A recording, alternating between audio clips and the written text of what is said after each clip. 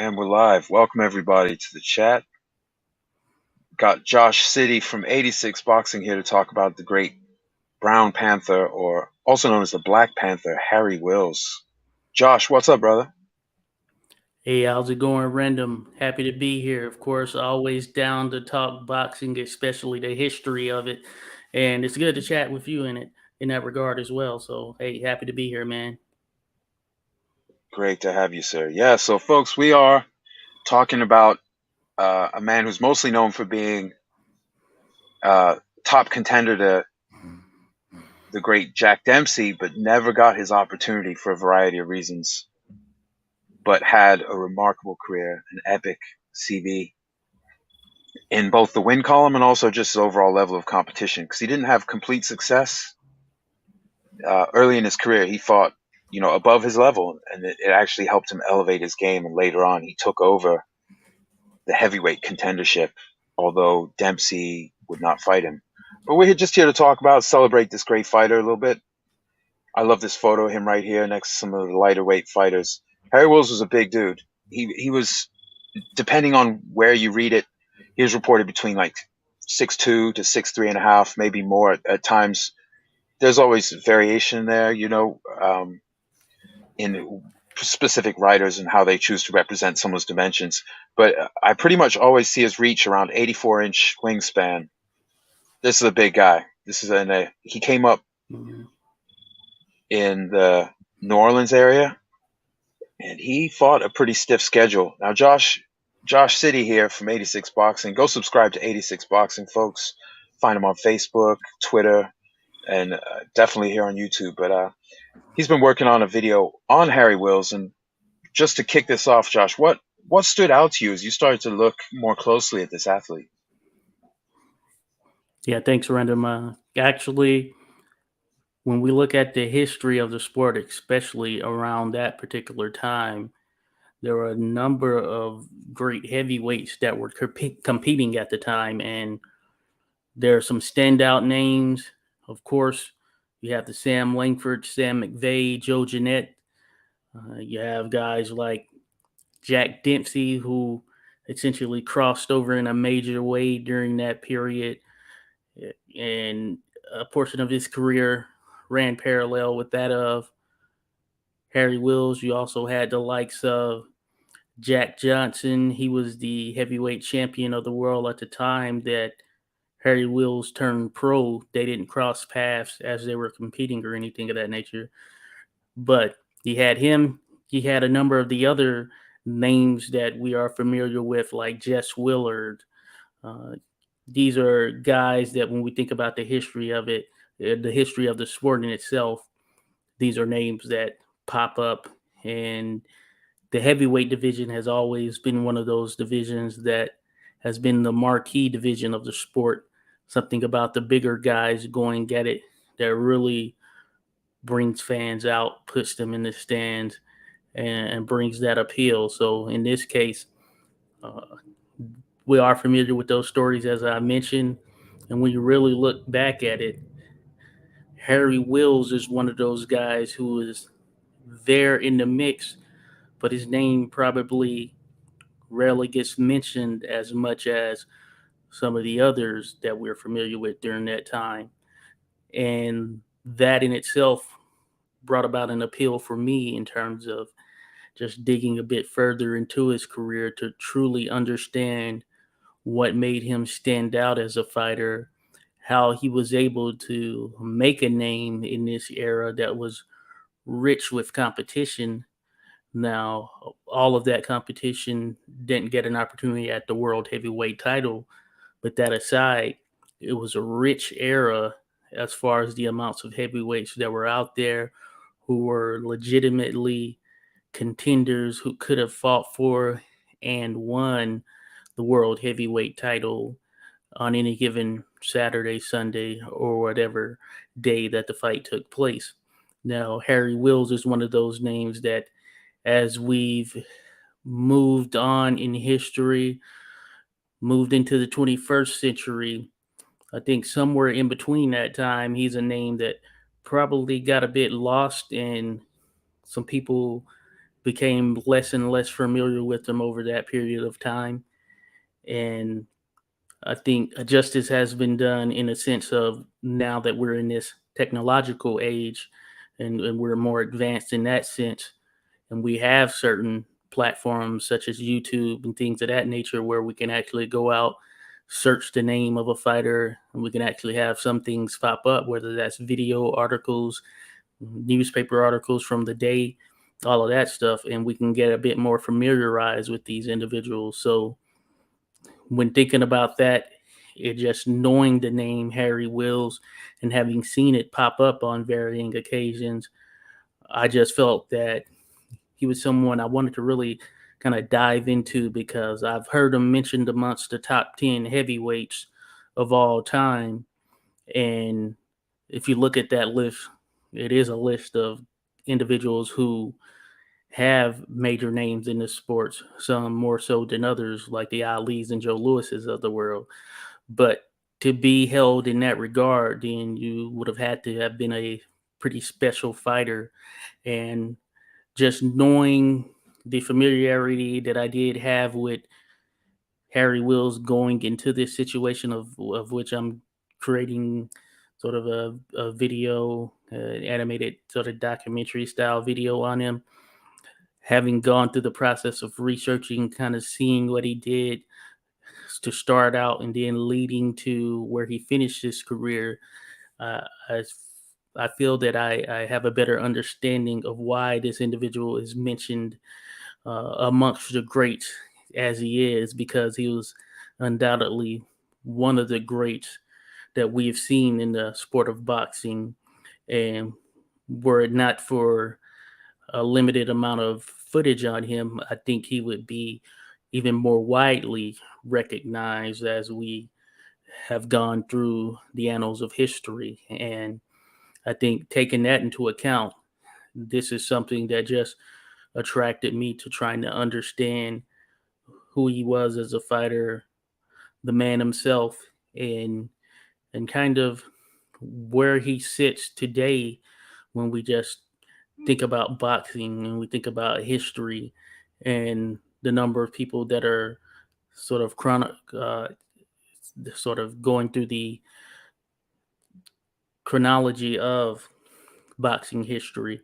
So thinking about all of that, taking it into account, yeah, Harry Wills is someone I had said to myself, I want to, I want to get a better understanding. So I dove into the process, and I know Brandon, you and I, we had been having discussions on what we could chat about here on this particular night, and Harry Wills was a name that just seemingly kept ringing a bell, and I thought like it probably is worthwhile just diving into his career and allowing others to get a bit more familiarized with Harry Wills and give him his due as one of the great fighters in the history of the sport.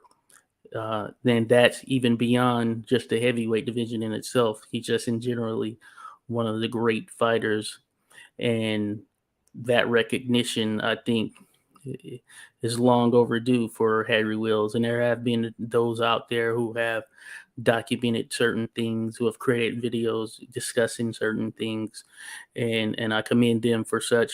And what we're doing is just adding to the mix there, because the more we present this information, I think that's the more eyes and ears that get an opportunity to be a witness to such a great fighter. Yeah, well put.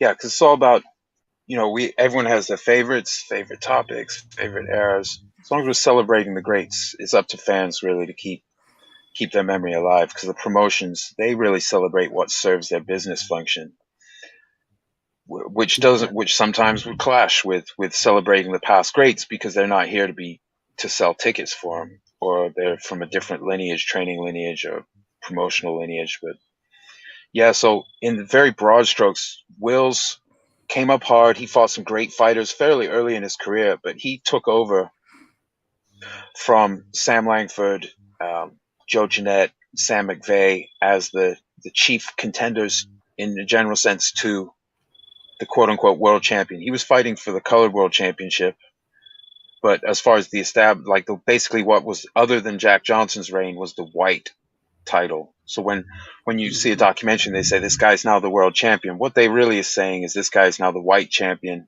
with the exception of Jack Johnson. But unfortunately, when Jack Johnson, not for him, but unfortunately for like competition architecture, Jack Johnson actually mimicked that. So when he was the world champ from '08 to when he finally lost to Jess Willard in 15, he only fought one black fighter battling Jim Johnson, who was not a top tier. He was a tough guy, but he was not the handful of top greats as Langford, Jeanette, and McVeigh were.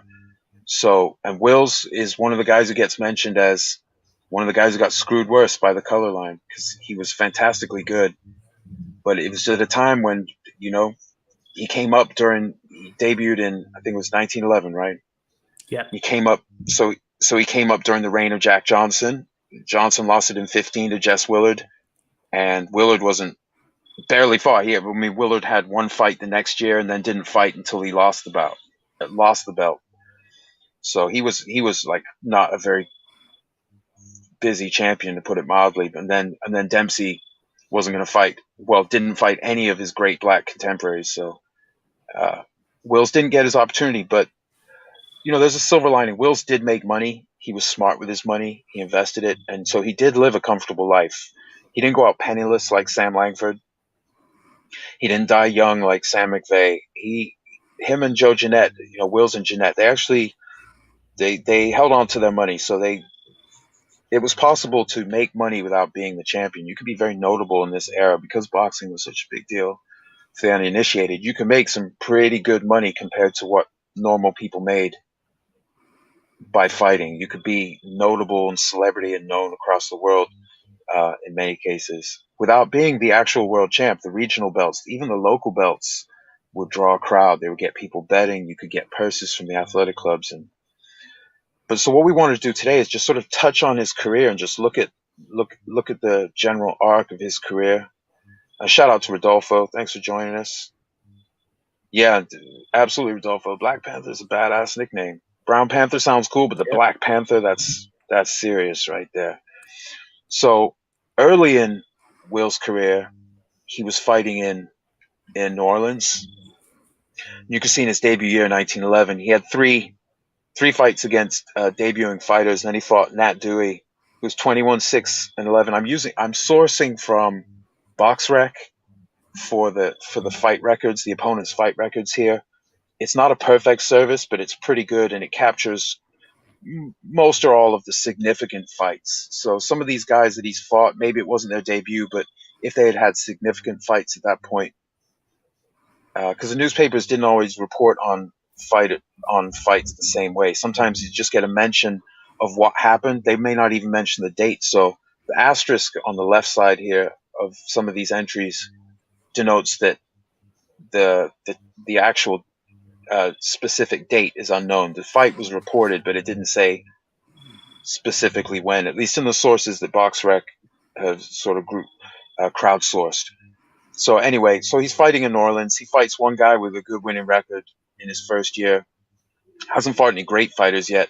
You can see he picks up his first loss against George Kid Cotton 3 fights into his second full season. We talk in terms of seasons with the old school sometimes because the guys were busy enough. You know this, Josh. Guys were busy enough that they really were fighting a season.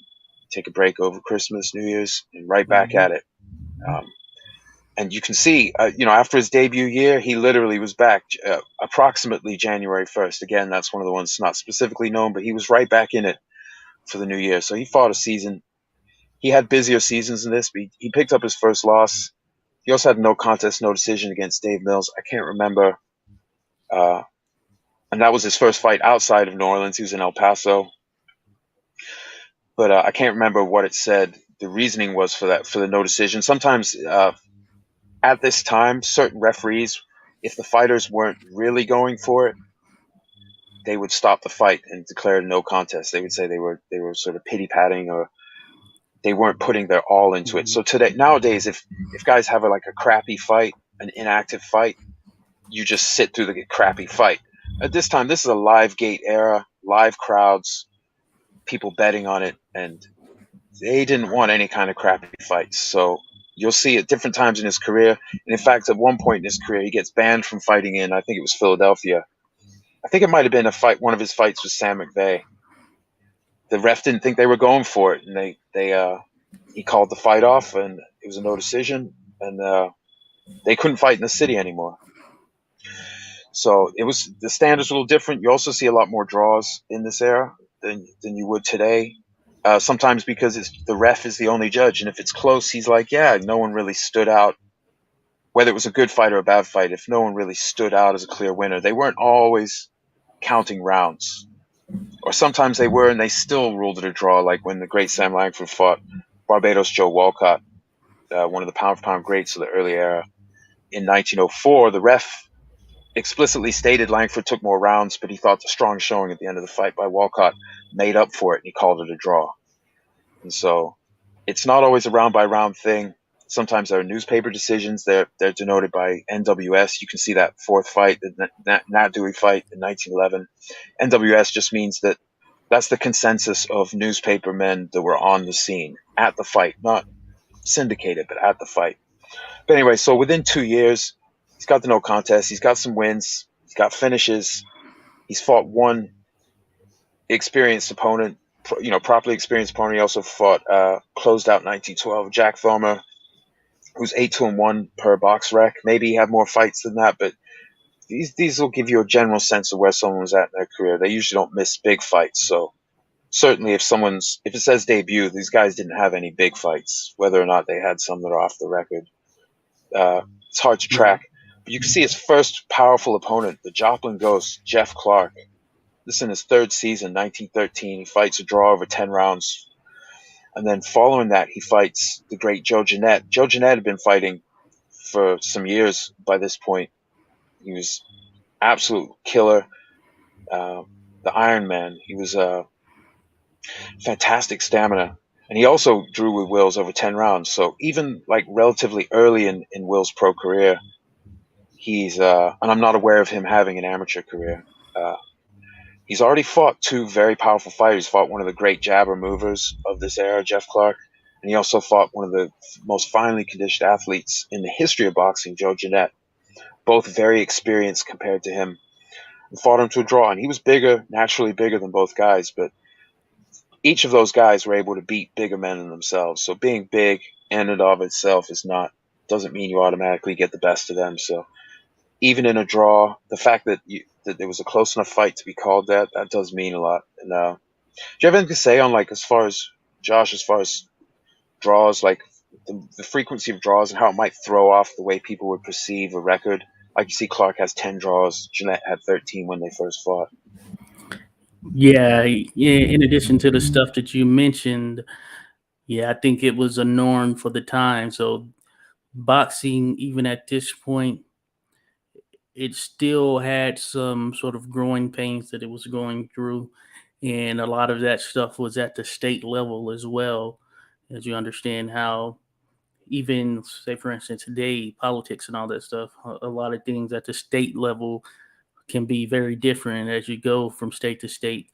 And it was no different in the sport of boxing back in the day as well, because I know in a lot of states it wasn't viewed and regarded in the same light as other states. So you would have some situations where fighters would compete, and if no knockout occurred, then it would automatically be ruled a draw, regardless as to whether one fighter got the better of the other. And of course, with those type of situations, much like the newspaper decisions, we kind of had to rely on what the writers at the time, who were really the same as our sports analysts, journalists, and etc. Here today. So a lot of the writers, the newspapers, if they'd have someone in attendance, then they would certainly share their thoughts in regards to who may have had the better of the go between two fighters. And when you're digging through the research, you see that in other cases there would be as it relates to the writers, there were other newspapers who would take the same information or telegrams that were presented by a particular writer that was on site, and they would share that within their newspapers as well. So it really was held in high regards, and that was the way that sort of the history was scribed in the sport of boxing during that time until we started to see further technology, broadcasting, etc., etc. So when it yeah, and so with these draws, it was like a norm of the time. So it was also some of the things you mentioned there, random in terms of it could come down to a referee. There were situations where there were no judges. It was simply a referee who dictated what the decision was, and sometimes a referee, if he felt the fighter didn't have or no fighter or neither fighter had a particular edge, then it would end up being a draw. So it's one of those situations. There are some things that were sort of prearranged, prearranged to be a draw. If certain things didn't happen, that knockout being a big one of them. But yeah, a lot of it could have been prearranged as well. And so that kind of was a norm for the time. And what I would say is, if you dive further into the research on the fights in general, then you really kind of see where that separation is. So you're going to see a lot of guys from back in the day who had those draws or a number of draws on their record. But that being said, the fights in themselves and how they were covered and who was regarded as the winner of the fight through publication, those stand the test of time. And the way that individuals transcribed their accounts of the fights during those days was very detailed. And we have the luxury today where you can have a camera available to be able to capture something. But as we see, there are fights going on pretty much every day, and we as individuals can't see every single fight that is happening every single day, and therefore we oftentimes will rely on what the writers or what individuals who may have been tied to sort of one of these major organizations or promotion presents as far as what transpired in the fight or who won a fight, for instance, things of that nature. So for those that may have some reluctance to in understanding how this actually goes about, I see it as no different than BoxRec. If you use BoxRec as your source of record, that is really no different than you viewing a newspaper from 1910 where a writer provided details on who competed and what the outcome was. So there's really no difference if you really think about it. We just have the luxury of going to a single website now almost instantaneously to find these records. But that's, I think, how you can sort of weigh it to understand the legitimacy of how things were transcribed and presented back then by comparison to how it is today, because BoxRec even makes mistakes and they have to go correct them at times. So that should tell you everything you know just overall. So just because we have it available here now doesn't mean it's 100% foul proof either. So that's what I will add in that regard. Yeah, good call. For Will's, like, he fought series against multiple fighters and all this, and you're going to see in the next slide, like, he had some seriously large shoes to fill, which he did eventually fill because, um, just to give an example, so the three great rivals to Jack Johnson, who he wouldn't fight them in their primes, or he wouldn't fight them once he became the world champ. But this is their 1911, so the year Wills debuted as a pro. This is Langford, Jeanette, and McVeigh's combined record for the year, including fighting each other. But that's the work three guys were doing in the heavyweight division. And at this time, Langford could still make lighter weights, so he might fight light heavies or middleweights, but I think 1911 was the last year I found that Langford actually came in close to 160. It came at 161 against McVeigh in April. But generally, they this is mostly heavyweight work. These guys were busy. Wills came in. He didn't fight anyone of particularly of note in his first year. Or one guy with a good record, or a solid record. But these guys were putting on some crazy fights, including with each other. So he came into a division that, regardless of what the champ was doing, Jack Johnson wasn't particularly busy.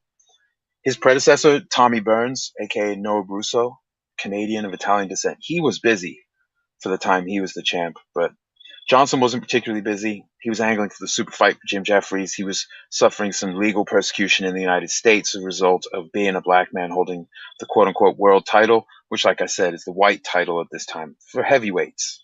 The other divisions weren't considered as important. Even if they were moneymakers at times, they weren't considered as important. But heavyweight, there was a lot of ego attached by the white public to this major sport, the major sport, and to the heavyweight champ was the baddest man on the planet, truly, to them. So, so they didn't, like this year that they did all that, Johnson didn't fight at all.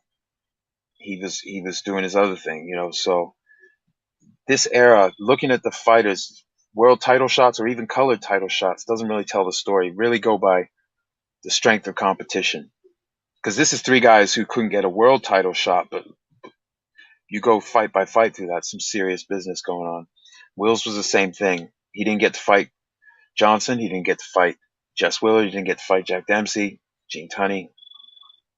But what he did do was fight some of the best who were also being shut out. And then also some other contenders who did or didn't get their opportunity, or, because people at championship level weren't fighting across racial lines, that doesn't mean that fights weren't happening or that the opportunity wasn't there. Like the excuse for the color line, because it was just an excuse. It's just ducking. Same thing when a fighter says, well, I want 80-20 split. And you go, well, they're never going to agree to that. You're just tanking the fight without just saying you don't want to fight. And that's kind of what the color line was. There were even guys who fought across color lines. Then when they got to championship level or contendership, then they drew the line. There was no principle involved other than not wanting these fights.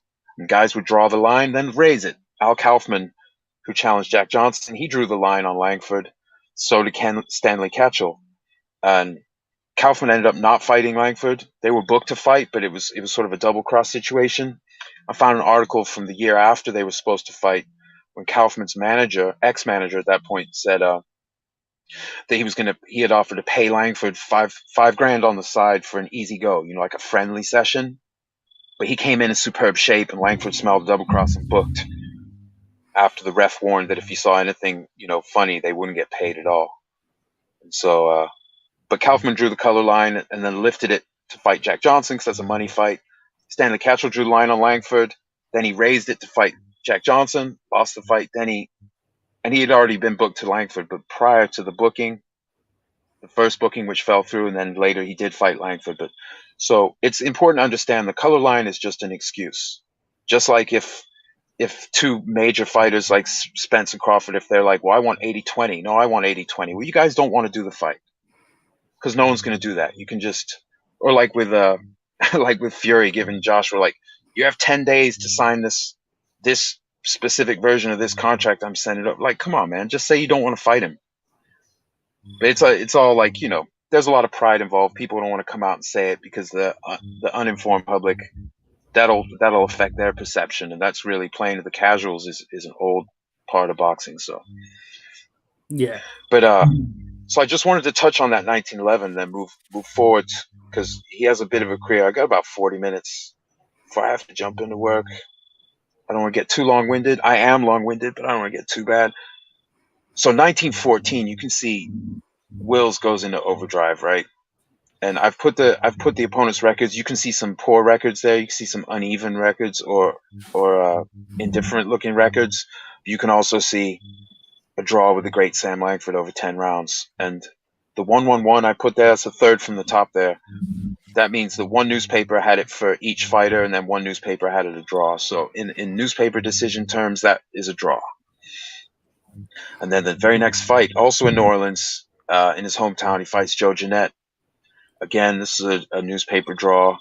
And from what BoxRec said, at least from their sources, because there are other websites like Cyberboxing Zone that go into their own detail. I just used the one site for this. One paper had it a draw, one had it a win for Wills, but BoxRec listed that as a draw. I would consider that a win, personally, because I'm like, okay, the draw is even, and then one guy got this, but it's whatever. The idea is that it's a pretty close fight if anyone has it a draw. So he gets that off. He also has his first fight outside of New Orleans, and it's actually outside. It's actually in Mexico against Mexican Pete Everett. Stops him in 2. You can see when Wills is not fighting the best guys, a lot of times he's finishing them. He's got draws with Langford or McVeigh or Jeanette type level fighters is very impressive because most people couldn't even get the draw with them. A lot of their draws and losses against great fighters. So if you're not a great or an emerging great, it's a rough night fighting these guys. There's a reason Johnson didn't want to risk his his white title, quote unquote, against Langford, Jeanette, and McVeigh when he had it, because he said himself on any given night these guys could get it done. He wasn't about that. He was fighting. He fought the middleweight Stanley Catchell. He fought a couple guys that Langford and others had already beaten. He fought battling Jim Johnson. Did give a black man a title shot. I think it went to a draw over 10 rounds or something. Maybe 12 rounds. I think I was in Paris. But he had offers to fight Langford and Jeanette and stuff overseas for money. So the myth that no promoter would touch 2 black men fighting for a world title or a black man fighting a white man, no, that's nonsense. That's all excuse making. Johnson made plenty of excuses himself. He also tried the money thing. Oh, well, you got to put up a $20,000. You got to post 20 grand and I'll fight you. And then it goes up when they get the money together. You got to see through the BS, just like today. You got to see through the stuff and just look what they're actually doing. And you can kind of read the picture. And the newspaper writers at this time were pretty harsh. Some of them were biased in certain ways. Some of them were overtly racist, but not as many were dismissive as were racist, if that makes any sense. They would describe someone disparagingly, but oftentimes they give a pretty good account of their skill set and their abilities and their performance. So that's something else you have to sort of get through. You have to navigate doing the research. You can see at the close of this year, this busy year, Wills loses to Langford and McVeigh both. McVeigh gets him on points over 20 rounds in New Orleans. And then this year, he also not only fought Mexico, he did a run in San Francisco, and then he went over to Vernon, California, and that's where he lost to Langford. And he actually got stopped. Now, Langford became his chief rival, but early, their first 5 fights went 2-2-1, if I'm not mistaken. And so they were competitive, but by now, Langford had been fighting at heavyweight since 1905, and he was a short guy. He was 5'7.5", just had a big chest and arms, but he was a short guy. So by like 1914, he still had a lot in the tank. He was still a beast. Later in his career, he could beat almost everyone else except for Harry Wills. There were a couple of the guys got by him. So Langford was a uniquely badass guy, even when he was long past his prime. I mean, just to throw up a quick thing, I'll throw it back to you, Josh, but this is Langford's 1920. That's all the fights he had. He was blind in one eye. He'd left his prime. He lost sight in one eye 3 years prior. But he only lost 4 of those fights of all of that. So that gives you a sense of how good, and that's him on the right there during 1920 in someone's training camp. See how short he is. I don't even know if that's a heavyweight he's standing next to. That might not even be a heavyweight. He was a really short guy, but even way past his best, he was a tank. And some of these great fighters, to different degrees, even when they get past it, they can still get past a lot of other people. We see it with other guys in a more modern sense. But Langford was Will's chief rival. They had a whole slew of fights. Wills, over the course of the whole series, got vastly the best of it. But during the years where Wills was coming toward his prime and Langford was going away from it, it was very competitive. I don't think the world ever got to see prime versus prime, because that would have been like 1911, 1912 Langford, when he was about 170 to 175 pounds. He still had his speed, but he had all his power and all his skills and his full sight and everything. He was still youngish body. But Wills wasn't in his prime until some years after that. So we never really got to see them clash at their absolute best. But they did have a terrific series, and with it being the live gate, as you know, Josh, so you could fight a guy and 3-4 weeks later you fight him again in a different city, because if it's not filmed, it's just for that crowd and the betting public. obviously people could bet from the newspaper accounts, okay, whatever this guy says, that's the result. But lots of betting going on, and some of the newspaper decisions were attempts to dampen down the betting, make it harder for people to gamble on the result. But in a newspaper decision, so you could have a title at stake, but if there was no finish, there's no result officially. So you could win the title if you could stop the guy. Harry Greb and Battling Levinsky had Greb kept beating him up, but he couldn't finish him. Greb wasn't that much of a finisher. He had a lot of finishes because he had almost 300 fights, but percentage-wise, wasn't much. So he could beat the guy, but he couldn't knock him out in a no-decision fight. Wills had a lot of power, but the guys he was fighting were remarkably tough. And so anyway, jump back to his career. So he's coming off that incredibly busy year, comes off with 2 losses. He takes off from December to March, which is a bit of a break for him. He back in New Orleans, takes John Lester Johnson out, and that might have actually. He didn't have too many 20-round bookings at that point in his career. He had some, but he gets the best of him. But you can see John Lester Johnson, even if he was match tough, it's fairly even record. Maybe he was just getting into his groove. Then he loses a newspaper decision to the great Sam McVeigh, a power puncher, a vicious, vicious puncher from California. And then he comes back. He beats Battling Jim Johnson out. Do you want to throw something into the mix about Battling Jim and how tough his career was? Because his record doesn't look good, but Battling Jim had a ton of fights against the who's who, heavyweight. Yeah, without a doubt, he's one of those classic examples of guys who were matched tough from the get-go, and that's the case with Battling Jim Johnson. I actually haven't done a video on him, but I have run across him in a number of videos. He's one of those guys that if you're looking to test where you are, or if you're expected to be something in the sport of boxing at heavyweight during that time, then Battling Jim Johnson was one of those guys you had to fight, especially if you're one of the black heavyweights that were fighting in that particular time, because he was, without a doubt, one of those big, tough guys who would just give you a fight on any given day. He could essentially wake up out of his sleep and he's ready to go right then and there. And he's one of those tough guys. And there is actually a video of him and Sam McVeigh actually facing each other. I forget what year it was, but it's pretty cool to be able to find some footage of these types of individuals. And you can see in there, Sam McVeigh, as you mentioned, Random, is one of the big punchers in the history of the sport. And Battling Jim Johnson is in there going toe-to-toe with them. And they're in, I swear, the ring looks like it's probably 10 foot by 10 foot, if that, maybe 7 by 7 or some craziness.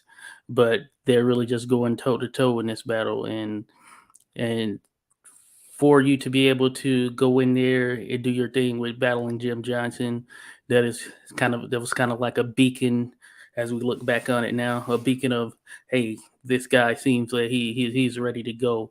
Don't let the record fool you, because those losses that he took were to high level competition, and he was able to get some wins.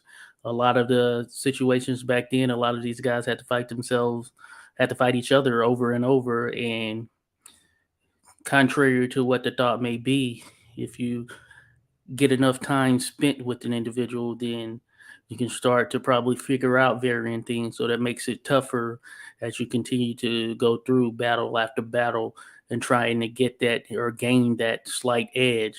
And I think that plays a factor in certain things. You'll hear individuals talk about sparring, and oftentimes sparring partners will end up fighting just here today, and they'll harken back on that time spent in the ring. Now, of course, things change over time, so it doesn't quite always go one for one as it was in those sparring sessions, and that's because generally, as you're going through that process, fighters get better. You continue to take either leaps or small steps, and eventually, yeah, it's always a process of trying to figure out what that next edge may be to get over the hump. So those are the types of things that are boiling through the minds when you see the amount of times that these guys would have fought. And just looking at this particular slide here, you can just tell that Wills he was on the trajectory of someone who was going to be a major problem in the sport. These are tough individuals that he's in and competing with, and mind you, this is still fairly early in his career at this particular point. So that has to be taken into account. He's able to do this early on, so you would think that as time went on, he would get better and better. And this name reads like a who's who in terms of a number of the individuals he fought. You already know the regards that, or the type of regards we hold Sam Langford in. He's held in high regards, as well as the likes of Sam McVeigh. You see other names on there: Willie Meehan, Willie Fatboy Meehan. He was someone who gave Jack Dempsey plenty of problems. They fought maybe 5 times, somewhere in there, 4 or 5 times. I think that Jack Dempsey, I can't remember, he may have been able to get 2 wins out of it. Uh, this is just thinking off top, but me and was a true problem for him as they were going through, as he was coming up and they were going through their competition with each other. So he played an integral part in what Jack Dempsey was able to do from a development standpoint. And I think that shows you the level that Wills was at as well. You see guys like Mexican Pete Everett. I've done a video on him. He's another one of those guys who was just a tough, rugged guy who would fight anyone, anywhere.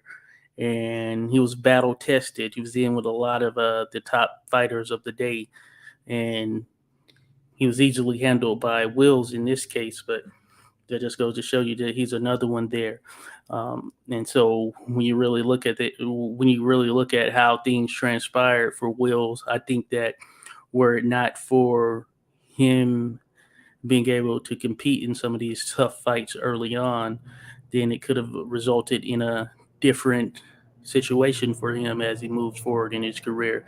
He could have ended up not being able to put himself in that position to where pretty much the majority wanted to see him take on Jack Dempsey for the world heavyweight title, just the universal title, to see who was the best heavyweight in the world.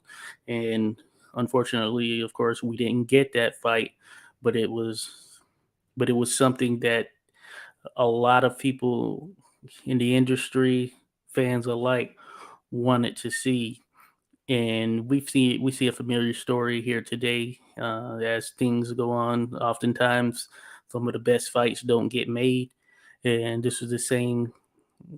And this was the same as it related to Wills back in that day. But certainly to start out on this trajectory, it was something that I think helped to shape Wills as a fighter and who he would become. Because if you're in the ring with Sam Langford once, let alone multiple times in multiple years, then you're certainly going to get better as a fighter.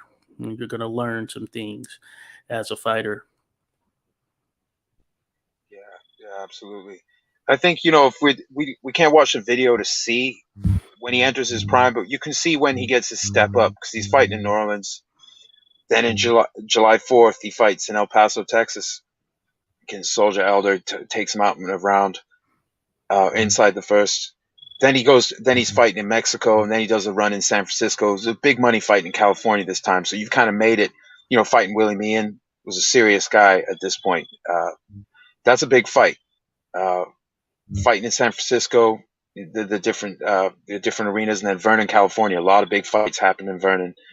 That's where he loses to Langford. But you can see he's like drawn with these great fighters over his, and lost to them over his first, 4 seasons, 11 through 14. But then in 15, yeah, he catches another newspaper loss to the great Sam McVeigh. No shame in that. But then he gets past Battling Jim. Battling Jim, I think by the end of his career, he had maybe 30 or more fights against Hall of Famers. It's a ridiculous amount. I can't remember the exact number, but it's an awful lot. It might be 20 something, but So some records look the way they do because of the level they're fighting at. And if you fight in a rich era, the same way in Muhammad Ali's era, there's some very serious fighters where they're numerical. You'd be like, what are all these losses? Well, look who they're fighting. If you're fighting Frazier's and Foreman's and Ali's, yeah, man, you're not going to go undefeated. You know, if you keep fighting at the top, you'll lose anyway. But sometimes if you just get to the top and you run into these great fighters, it can be bad. But Wills overcame that hurdle. So you can see in 1915, he gets the best. He gets a points decision over McVeigh over 12 rounds in September. And then December, he gets a newspaper decision over the great Sam Langford. So I think we can say by here, okay, if you're beating McVeigh and Langford in the same year and battling Jim to some degree, you've arrived. Like, you're now a huge factor. But he was a prospect early in his career. But this is when we're talking about now you got a 4-round win over Meehan. And then you've got these long fights, the experience against these Hall of Fame level worthy Hall of Fame level fighters. And then also now he's getting the wins. And so as he comes into, 15 wasn't that busy for him, but 2 very significant wins there, following up the significant win from the year prior. And then he starts off the year with a points win over Sam Langford in New Orleans. At that point, he's like the top contender. He took out, he's got those wins to be the guy. And then he rematches Langford shortly after the first fight that year. And he gets knocked out in the 19th round with a vicious shot. Langford was one of the great punchers of history. Like McVeigh was a great puncher, but Langford was one of the most supremely powerful punchers of all times. And the newspapers in his day, they said Bob Fitzsimmons, the great Bob Fitzsimmons, as Fitz had been the hardest puncher, Langford took over that mantle. He was the guy. But he was also short, and Wills had an enormous reach, and he was tall. So stylistically, it's still tough fights for Langford, even when he still had a lot of his best skills, his best abilities left. So they had mixed results. But later in his career, Wills could just get the best of him. He knew his tricks. It's like you see the great poker players. If any of the listeners check out poker, these great players that know each other's game, you have to elevate your game. You have to mix it up. You have to throw in some tricks and drop some surprises on people, else they'll figure out what you do. They're good enough to work it out. So some of these fight series are very competitive, but because Langford's absolute best and Will's absolute best missed by years, never really got that. So they have mixed results, but you never really got to see the best Langford, the best Wills. That's a shame. There were lots of fights where you saw the best of McVeigh, Langford, and Jeanette against each other. Thankfully, we don't get to watch. We got part of the footage of the 10th fight between Langford and Jeanette. Unfortunately, that's about it between those three, but against each other. But they had the series. So after the loss to Langford, he comes back and beats him in his next fight, and then 2 fights later, he beats him again. These are newspaper decisions, but when the papers say the one guy got the best of it, especially if multiple papers do, you can pretty much take it that they did. Especially if there's no racial dynamic, they're both black guys or both white dudes. When you remove that, you can be almost certain that they're calling it straight.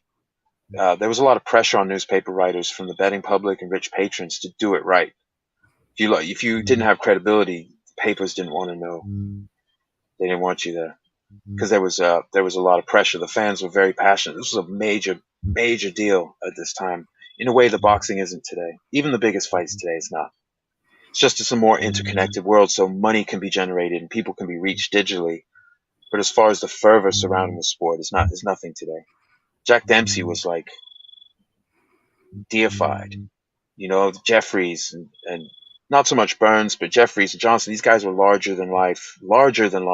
So anyway, getting back to his thing, I'm getting overly long-winded or overly long-winded. So in 16, he gets Langford, and one of the notable things about this year, about 1916, is this was Langford's toughest season. The man had some toughest seasons, but my position is that this is the toughest single season anyone ever had. Not in fight count, but in how many. Because look at this. Look, I'm going to skip everyone who isn't in the Hall of Fame. This is Langford's competition in 1 year. Fights Harry Wills again, Sam McVeigh, Harry Wills again.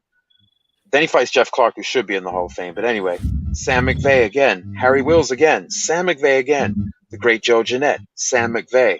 That's just the Hall of Fame opponents Sam Langford had in 1916. But you notice Wills is the guy who can get it. Wills can get him. And he stopped Joe Jeanette that year, Langford did, which is insane. Knowing who Joe Jeanette is, that's just absolutely bizarre. But anyway, I'm gonna bring it straight back to Wills because I know we're on a little bit of a time limit here. But 1916 was a good year for Wills because he got multiple wins over the guy that the champions had been ducking.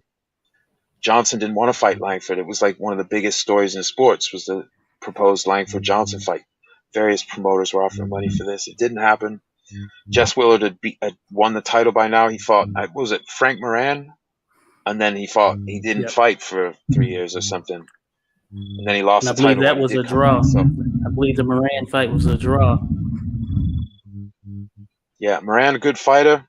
Not a Sam Langford, not a Joe Jeanette, not a Sam McVeigh. But, it's not to say that Johnson didn't have tough fights. It's just that the absolute, just like today, you can say someone's a tough fight without them being like a top 3 contender. There's a lot of people fighting. There's a lot of talented people even today where they don't fight as often. There's a lot of talented guys, but the best fighting, the absolute best, Langford, Jeanette, McVeigh, and Wills, they did a lot of that. Johnson did a lot of that until he got the world title, quote-unquote world title. Then less so. He fought some good guys.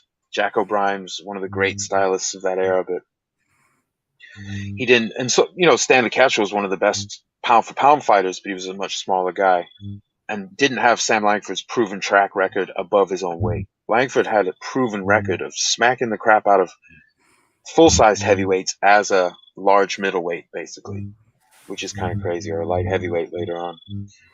But this year, you can see in 1916, he gets a win over Langford. He loses in the 19th round, but then he comes back, beats Langford, John Lester Johnson, beats Sam Langford again, beats the Joplin Ghost Jeff Clark, George Kid Cotton, Big Bill Tate, who was a sparring partner for Dempsey. Like, Jack Dempsey wouldn't fight any of the great black fighters, but he would use Big Bill Tate, the one-time colored heavyweight champ, as a sparring partner. So you can see the hypocrisy and the excuse making. It's not some principle like, I won't be in the ring with the black man, I'm this and this. No, they just don't want to take dangerous fights. They want to take, and you can see it in Johnson and Willard and even Dempsey's title reigns. Something we were talking about off air, Josh, like, it amplifies the greatness of the incomparable Muhammad Ali. Because if you look at who he fought compared to almost every other champ, Joe Louis, you can say Joe Louis did the same, but Joe Louis didn't fight in his rich era. He fought a ton of top 10 and top 3 fighters, but Muhammad Ali was in a rich era trying to fight everybody. He fought the majority of guys who were ranked in 2 separate decades. So if anyone wonders why Muhammad Ali, besides his great personality and his quotability, and also him being just a phenomenal humanitarian human being, the competition record, strip all that away, the competition record of Muhammad Ali is exemplary. And Wills is another guy who fought a ton of tough fights. He had more filler fights than Ali, because his structure was different. You're trying to make money. The athletic club offers you money. The opponent is who they are. If the athletic club's happy with it, you go do it. The patrons, they'll maybe bet on whether you stop the guy if it's a mismatch. There's lots of that at this time. If you think money and betting, prearranged draws that you mentioned earlier, Josh, that just means that if no one gets knocked out, they split the money down the middle, and it's a draw. So like it relates back to money. Even the no decision states and things like that. That was partly to curb betting under the guise of making it safer, or like because a fighter would get killed or something, which does happen in combat sports from time to time, and they would clamp down, and then they say, okay, there's no decisions. We'll limit the round number, and there's no decisions, but that really served the function to try and dampen the betting. But anyway, so he comes through 16. He has a phenomenal year. Comes into 17, loses one to Battling Jim. He injures his own wrist. He breaks his wrist or fractures it. But you can see that's in February. By the end of April, he's back in the ring fighting again. And the fight after that, in May, he fights the great Sam Langford again. Then he avenges the Battling Jim loss, TKO loss. Then he draws with Langford, who's still one of the best in the world. He's just this same year, Langford had injured his eye against big puncher Fred Fulton earlier that year. So this is one-eyed at Sam Langford now. The greatness of Sam Langford, still able to get a draw with Harry Wills when Wills was entering or perhaps even fully in his prime. Then Wills closed out the year in Panama City fighting the Joplin Ghost Jeff Clark, and he stops him in 5. I'm gonna slide it over to the next year. He does a whole run in Panama City. McVeigh, Langford, McVeigh, Jeff Clark. Well, Jeff Clark was back in Atlantic City, but McVeigh, Langford, McVeigh after already fighting Clark. That's a crazy run of fights. That's a crazy run of fights. There's not too many fighters you can go and look at their resume where they're fighting that many great fighters packed in. And later in his career, Wills fought less. But at this point in his career, he was jamming. Unfortunately, I had mentioned earlier, Josh, unfortunately, contenders have learned over time to slow down the pace of their schedule because the champs don't fight enough. It was true in this day, too. The champs don't fight enough. Like, Willard wasn't fighting at this point. So he has 4, in that 1 year, he has 4 wins over Hall of Fame opponents and 1 win over, should be in the Hall of Fame, Jeff Clark. But 116 wins at that point. I mean, Jeff Clark was, and 15 draws, like we said with the draws. That doesn't mean it was a bad fight. Sometimes it means it's just a close fight. It doesn't even mean the one guy didn't get somewhat the best. So we'll see that, and you see that in the article-to-article research. Go back to the newspapers, see how they talked about it in the day, because they were harsh. If you sucked it up, they would say it. Even against the hometown guy, they were harsh because they weren't responsible to the fighters. They were responsible to the betting public who bought the newspapers. So people will go to the fights if they see you telling porky pies in the post fight. They're gonna have an issue with it because they're there. Maybe they even bet by the newspaper decision rather than being able to be there. People would get pissed. So they were held to a very high standard. Today, it's nothing like that. Today, I won't even get into that. But boxing writing, the coverage of it, not the writing. There's some excellent writers, but the coverage, the week-to-week coverage of it is lacking compared to the passion and the eloquence that was used in this day. And how it's just an indicator of how important the sport is, I guess, right? Oh yeah, without a doubt. Without a doubt. Yeah, here today we see a lot of breaking of fights, like X fighter is going to fight this fighter, and that is viewed as something that is leading and gives you an edge, I guess, in terms of just being out front on that. But most certainly, the way those fights were covered back in those days are at a high level. And I think that's one of the things that has allowed boxing to be able to maintain the history that it has been.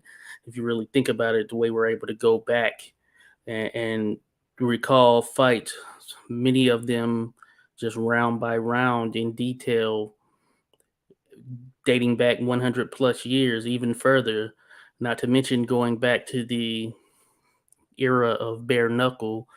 That information is available. These fights can be chronicled, their stories and things of that nature on some of the greats from that particular time as well. But boxing has done a very good job of preserving its history because it was the most popular sport at one point in time. And if you look at it across the board, today it's probably not as popular when you think about the week to week by comparison to, say, an NFL here in America, or maybe the NBA, or soccer, football in the rest of the world. But generally, there still are a lot of active fighters. Boxing is going down on a routine basis. And if you reach the highest of levels in the sport of boxing, you can still make a good deal of money by comparison as well. And that has been because boxing has been able to preserve its history. We will continue to get people who want to compete in the sport, and we continually get matchups that we want to see. And now I won't say that all of them get made, but we continually get situations where we have those fighters that allow for an opportunity to kind of break the paradigm in a sense and be one of those transcending fights. In today's age, of course, the fight we want to see is Crawford Spence. That has that historic ability, and unfortunately, it hasn't been made as of now. And the time will tell if it is actually made. Of course, some of the luster has fallen off of it. It is the demand that was there for it. I commend those guys for back in the day. They often fought a lot of the often fought often, and a lot of the top guys that were there in or around their division or whatever. But as we see, there were still some fights then that didn't get made. But that being said, as mentioned, boxing has been chronicled in great detail. That's why we're able to go back and take a look at fighters like Harry Wills, and you see it listed and documented there. We can go on a fight by fight basis, and we can really dive into their careers. And if you search hard enough, there's a lot of information that is out there. Not to mention the ability to have even video of some of these fighters from back then. That in itself is something huge just from an overall perspective. And I would say at probably this particular point, as Harry Wills continued to face high level competition, and what I'm seeing on the screen here is 1920. By this time, there's probably little doubt as to who were the best two heavyweights in the world, at least in the public's eye. And that was without a doubt Harry Wills and Jack Dempsey. And that's the fight that people were calling for. And I was able to find articles where they were seeking to have that fight made back in 1918. They were calling for it. You had some news writers, scribes, etc., calling for that fight to happen. And I believe it's because at that particular point, Sam Langford, he had been fighting for a while. And I think it was probably after 1916, there was a draw, but that was all he was able to muster with as far as his fights with Harry Wills at that point. And then from there moving forward, Sam Langford could no longer defeat Harry Wills. He had entered his prime, and of course, Langford was on the back end of his career. And Wills, given his size, ability, his strength, he was a very strong guy, and he was long. He could work from the outside with his jab. He could work from the inside as well. He loved to shoot that right uppercut in on the inside, and he did many men in with said punch. But at this particular time, even the great Sam Langford could no longer defeat Harry Wills. So, and I would say this from around 1917, 1918 up until like 1922, maybe 1923, you'd be hard pressed to find anyone, any heavyweight in the world who would have been able to defeat Harry Wills at that particular point, including Jack Dempsey. And of course, we never got to see that particular fight, but that just shows you the level that Harry Wills was and the level of skills that he had. He would have been certainly a problem for Dempsey, but I think that they would have matched up well given Dempsey's offensive style. And Dempsey most certainly would have had a chance. He could punch, of course, and I think that could have played into his favor because Harry Wills, he had a knack at times for dropping his hands when he was against the ropes, and that's how he ended up getting knocked out by Sam Langford on two occasions, if I recall correctly, because of such, and Langford catching him while his hands were down. And then later in his career, you can see that's what happened, of course, when he was with Paulino Euskadun, and he caught him with a shot. Well, he did catch him with a shot that dropped him. And then from there, when he was able to recover against the ropes, he had his hands down, and Euskadun was able to finish him. But as I was mentioning, there was a period where, no doubt about it, Harry Wills was the best heavyweight in the world. And it's unfortunate we didn't get to see him versus Jack Dempsey. I keep saying that because that is a big part of the boxing history, and that's a story that has to be told. But during this period, and just looking at the slide deck here, this will tell you everything you need to know. And Jeff Clark, one of those guys who was one of the absolute best to have laced him up as a heavyweight, especially during that era. He fought Harry Wills, I want to say probably 6 times, and Harry Wills knocked him out in all 6 fights. So that should tell you everything you need to know, because he was in with a lot of those same other guys, and even they couldn't do that in the same way that he was able to. So that tells you everything about how good Harry Wills was. And hey, maybe if history would have been different, we would have got to see him as world heavyweight champion. But even regardless of that, we can see what he did. His legacy is documented. So championship aside, he's still one of the greats that we've seen in the sport. Yeah, absolutely. Now, just to preface what I'm about to say, yeah, I'm running out of time. We're gonna have to do a part 2 because I don't want to skip over, because we're talking like he's years from leaving his prime here, and he does a lot. So maybe we'll pick it back up on 1919, moving into 1920. He takes out Fred Fulton, which is significant because that was one of the guys that Dempsey had taken out viciously. I think in a round, he got him in 3. Yep. See, Fulton's 67-1. Fulton was the Rochester plaster who had busted up Sam Langford's eye, something fierce, giving him nerve damage. And Wills broke, from what I 1917. gathered, Wills broke probably like 3 ribs in that contest as well in those 3 rounds. Yeah. Hey, I wanted to mention something too that you said, and I'm going to circle back to this when we do part 2 because it's too important to just skip through a lot of this stuff. We've just gotten into this. We'll figure out. I'll put up the link, folks. And thanks for joining us, by the way. But Wills being able to beat Langford, Wills had seen the better version of Langford. He had fought him before he lost sight in one eye. So obviously, if you fight someone and then they're diminished, even if they're still one of the top 4 or 5 guys in the whole planet, if you've been able to get the best of a better version, obviously you're going to have an easier time if you're moving into your own prime. So really, they didn't overlap in the way that would be ideal. Wills came along after McVeigh, Jeanette, and Langford had already had a tremendous amount of wars. Years before, like when Wills was debuting, they were having their great battles. Or, I mean, the greatest of all of them, McVeigh and Jeanette. The second fight they had in 1909 that was in Paris, 49 rounds. McVeigh relented. That Jeanette really was the Iron Man. He went down a bunch. I think he turned the fight around round 20. The fight turned to him around the 20th round, if I'm remembering the last report I read.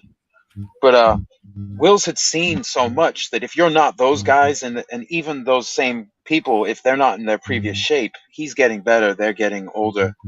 Yeah. And so as they diminish even slightly, he's still getting better. So even if they were stayed at their best, who knows, he might have beaten them anyway. But certainly by this point, he's killing it. Oh, Mosley, Antonio, thanks for joining us. Yeah, and I agree with your agreement. Let me take that off, though, so leave the... There we go. Yeah, thanks for joining us. Sorry, I'm glad you caught the live. I'm going to set this up with Josh. I'll put up the link sooner this time. I apologize for that. So we're definitely going to have to dig back in, maybe start with 1919. But he turns the tide. He goes international. He goes fights in California, and then in the years following, including the run in Panama City, he's beating great fighters, and he's also smashing some other guys too, who are either tough, and then even a couple guys who aren't.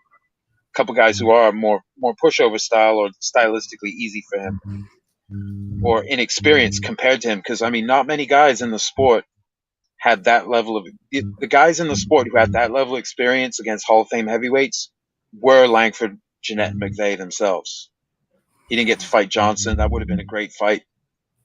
He was establishing himself when Johnson still had the belt, but Johnson didn't want to know.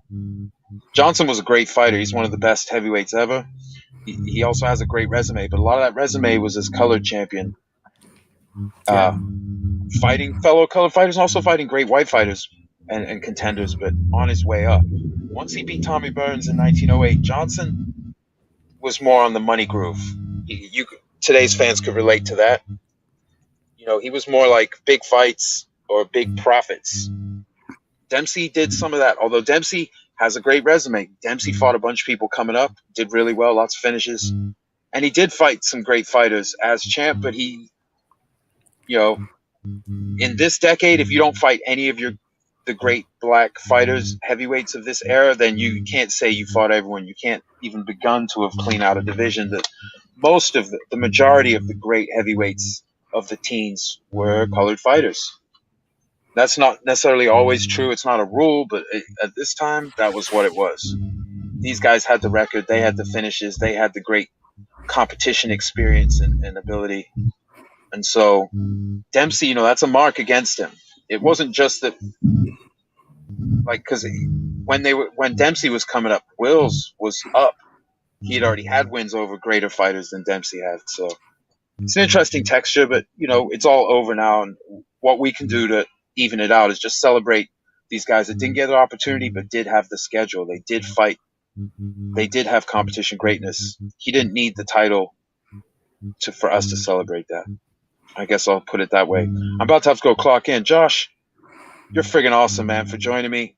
There's a part 2 coming. We might even have to just start right back on this slide right here, because this is a serious run of Hall of Fame, and also Jeff Clark, who once again should be in the Hall. He should be honored in the Hall.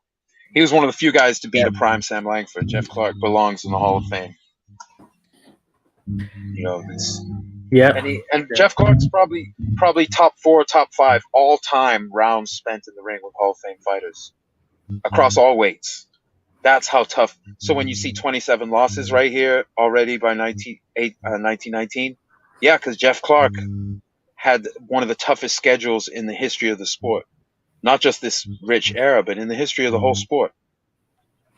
Langford had, I'd say Langford had the toughest schedule in the history of the sport himself. I mean, he has over 50 fights against Hall of Famers. No one else has over 50 fights against Hall of Famers.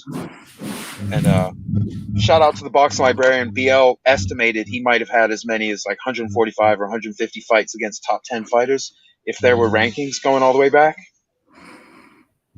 Great work from BL. Also, shout out to Scrapbook Boxing for his fantastic content. We're going to have another countdown coming up. We're going to do the featherweights probably this coming Saturday. I'm really going to have to sign off. It's a shame.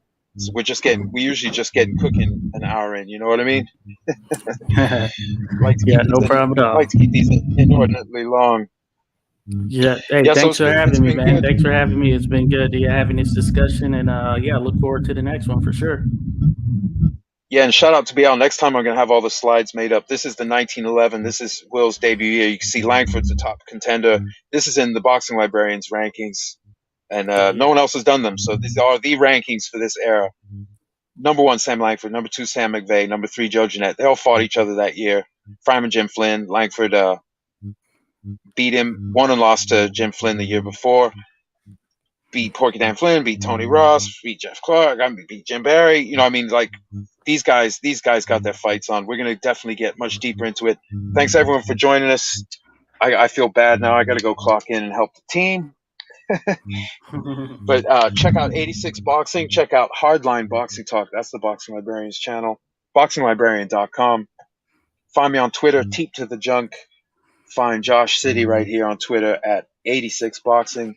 Josh, thanks again, man. And let's do this again in a few days if we can. All right. Sounds good, man. Have a good one. Thanks, everyone. Yeah, thanks for tuning in, everybody. Take care.